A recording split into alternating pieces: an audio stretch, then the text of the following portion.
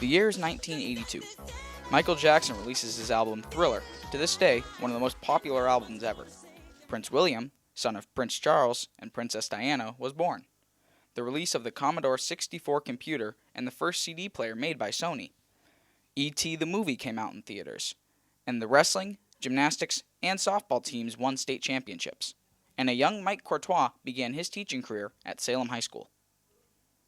Certainly we had to incorporate a lot more technology than we used to have to because, back when I first started, we had film strips and the reel-to-reel movies. I mean, I would never have dreamed 30 years ago that I'd be using a smartboard, what was a PowerPoint? What was even having a laptop computer, it just doesn't exist. Yeah. So a lot of that's changed. And I think it's come with technology. I think that it's easier to be by yourself doing things on your own, whereas before you had to be in a social circle, in a social group.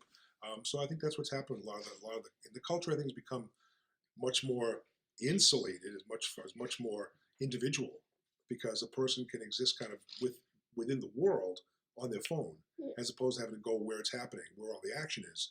They can bring the action to them with their phone. So it seems that's my observation, anyways. Yeah.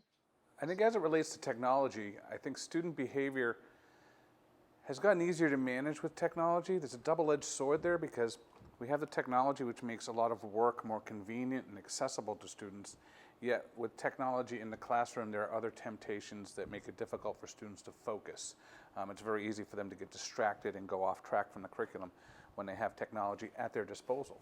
So we just try to encourage the use of technology and try to get students to stay on task and focus on their work and use technology as a resource for completing their work.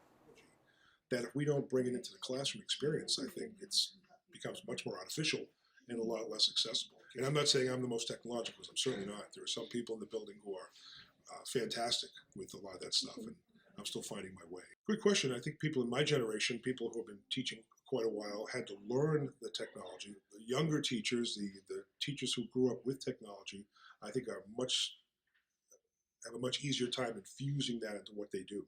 Whereas those of us who didn't grow up with that and have had to learn as we go,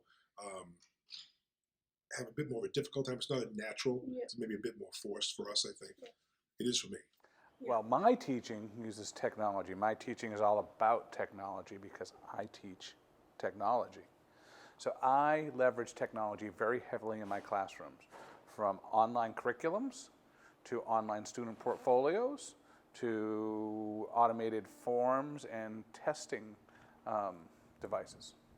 Students are always students. Students have always been good students. They've always been students who took the low road, and students took the high road. There's always been that. Starting to teach in general kind of fell into my lap.